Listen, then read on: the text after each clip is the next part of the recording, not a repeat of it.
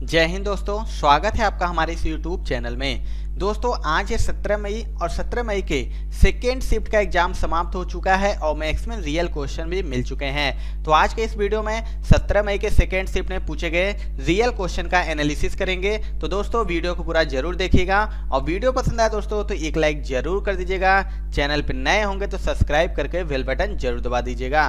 तो चलिए दोस्तों वीडियो को शुरू करते हैं। आज का जो सबसे पहला क्वेश्चन पूछा था कि भारत में जनगणना की शुरुआत किस वर्ष हुआ था। आंसर हो जाएगा 1872। आपको बता दें कि आधुनिक भारत में जनगणना की शुरुआत के संबंध में 1872 में पहली जनगणना हुई थी, लेकिन प्रथम समकालीन जनगणना की शुरुआत 1881 में मानी जाती है। वही स्वतंत्र भारत में वर्ष 1951 में पहली जनगणना हुई थी और प्रत्येक 10 वर्ष के बाद भारत में जनगणना होती है। बात करते हैं दोस्तों 15वीं जनगणना की, तो भारत की यह 7वीं जनगणना थी जो कि 2011 की शुरुआत 1 अप्रैल 2010 को हुई थी, जिसमें राष्ट्रपति पहले नागरिक थे, जिसके बाद भारत के उपराष्ट्रपति थे। और जनगणना 2011 का नारा था हमारी जनगणना हमारा भविष्य। और सी चंद्रमौली भारत के जनगणना आयुक्त थे 2011 में। और 2011 की जनगणना के अंतिम आंकड़ों के अनुसार देश की जनसंख्या 1210.19 मिलियन है। और उत्तर प्रदेश जो कि भारत का सबसे अधिक जनसंख्या वाला राज्य है, इसकी जनसंख्या ब्राजील की जनसंख्या से भी अधिक है। एक क्वेश्चन पूछा था दोस्तों कि जयपुर में स्थित हवा महल का निर्माण किसने करवाया था। आंसर हो जाएगा महाराजा सवाई प्रताप सिंह। आपको बता दें हवा महल जिसे पैलेस ऑफ ब्रिज के रूप में भी जाना जाता है, 1799 में जयपुर के रॉयल सिटी पैलेस के विस्तार के रूप में बनाया गया था। और 1799 में कछवाह राजपूत शासक महाराजा सवाई सिंह जय सिंह के पोते सवाई प्रताप सिंह ने लाल चंद्र उस्ता को रॉयल सिटी पैलेस का विस्तार करने का आदेश दिया था। और 5 मंजिला महल को कृष्ण के मुकुट के रूप में बनाया गया था, क्योंकि सवाई प्रताप सिंह हिंदू भगवान कृष्ण को समर्पित थे।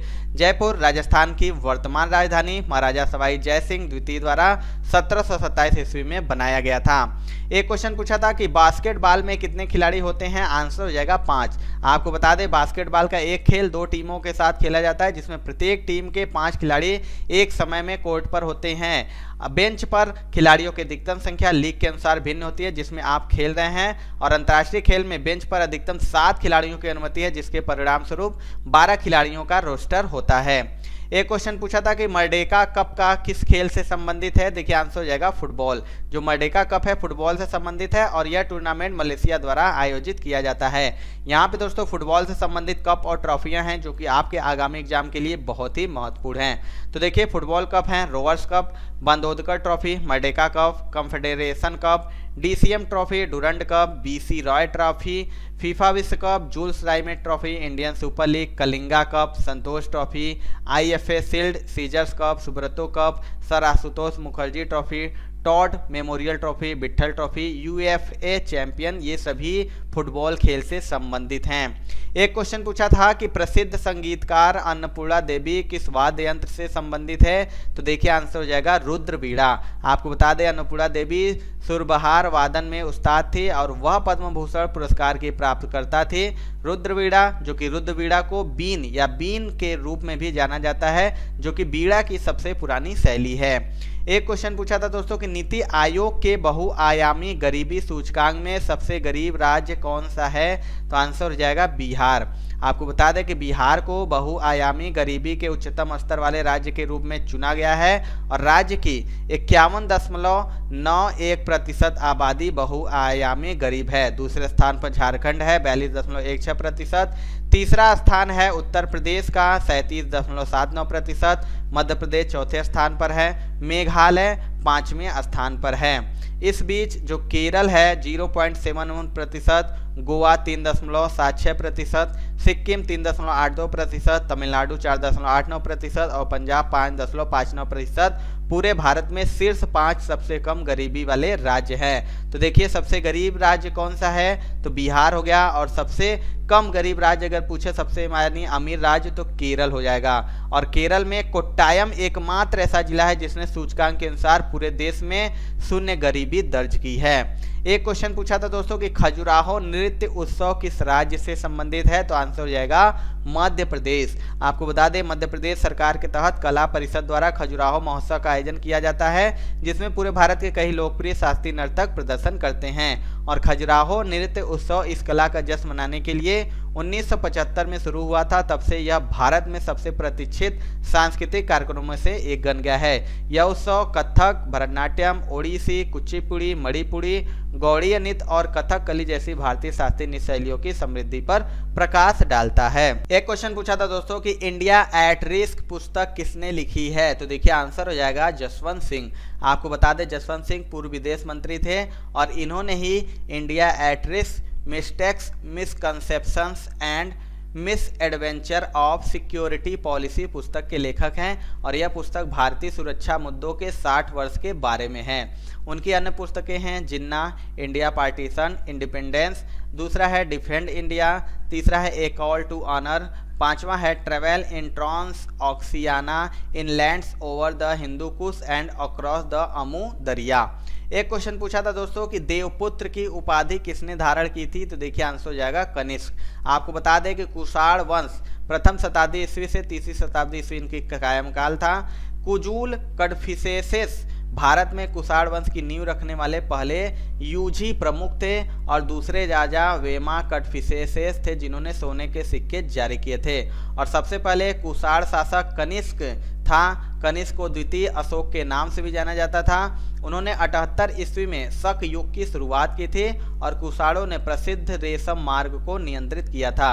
इनके शासनकाल के दौरान चौथे बौद्ध संगीति का आयोजन कश्मीर के कुंडलवन में हुआ था और उनके वंशजों ने उन्हें देवपुत्र कहा, जिसका अर्थ है देवताओं का पुत्र। एक क्वेश्चन पूछा था कि दीपक मजूमदार को संगीत नाटक अकादमी पुरस्कार कब मिला था, तो देखिए इसका आंसर हो जाएगा 2018 में दीपक मजूमदार को संगीत नाटक अकादमी पुरस्कार मिला था। एक क्वेश्चन पूछा था कि 2022 का चिकित्सा में नोबेल प्राइज किसे मिला था, तो देखिए श्वेते पाबो को मिला था। किस लिए मिला था, तो इन्होंने विलुप्त मानव प्रजाति और मानव उत्पत्ति से संबंधित जीनोम के रिसर्च के लिए इन्हें नोबेल चिकित्सा का पुरस्कार मिला था। बात करते हैं दोस्तों 2022 में कौन कौन से क्षेत्र में किसे पुरस्कार मिला है, जो कि आपके आगामी एग्जाम के लिए बहुत ही इंपॉर्टेंट है। तो बात करते हैं चिकित्सा या शरीर क्रिया विज्ञान की, तो देखिए स्वाते पाबो को मिला है जो कि स्वीडिश आनुवंशिकविद हैं। भौतिक विज्ञान के क्षेत्र में एलेन आस्पेक्ट, जॉन क्लाउजर और एंटोन जिलिंगर को मिला है। रसायन विज्ञान के क्षेत्र में बैरी शार्पलेस, मोर्टन मेंडल और कैरोलिन बर्टोजी को मिला है। साहित्य के क्षेत्र में एनी एरनॉक्स जो कि फ्रांसीसी लेखक है, इनको मिला है। शांति के क्षेत्र में एलेस बिलियास्की जो कि मानवाधिकार अधिवक्ता है। मेमोरियल एक रूसी मानवाधिकार संगठन और सेंटर फॉर सिविल लिबर्टीज यूक्रेनी मानवाधिकार संगठन को मिला है। आर्थिक विज्ञान के क्षेत्र में बेन बर्नानके, डगलस डायमंड और फिलिप डाइबोविक को मिला है। एक क्वेश्चन पूछा था दोस्तों कि पत्ते के हरे भाग को क्या कहते हैं, तो देखिए आंसर हो जाएगा पटल या पत्ती फलक। एक क्वेश्चन पूछा था कि अल्पसंख्यक एवं शिक्षा का अधिकार किस अनुच्छेद में है, तो देखिए आंसर हो जाएगा अनुच्छेद 30/1। जो अनुच्छेद 30/1 के तहत सभी अल्पसंख्यकों को धर्म या भाषा के आधार पर अपनी पसंद के आधार पर अपनी शैक्षिक संस्था को स्थापित करने का अधिकार है। बात करते हैं कुछ इंपॉर्टेंट अनुच्छेद की, तो अनुच्छेद 28 कहता है कि हमें कुछ शैक्षिक प्रतिष्ठानों में धार्मिक शिक्षा या धार्मिक उपासना के अधिकार में बताता है।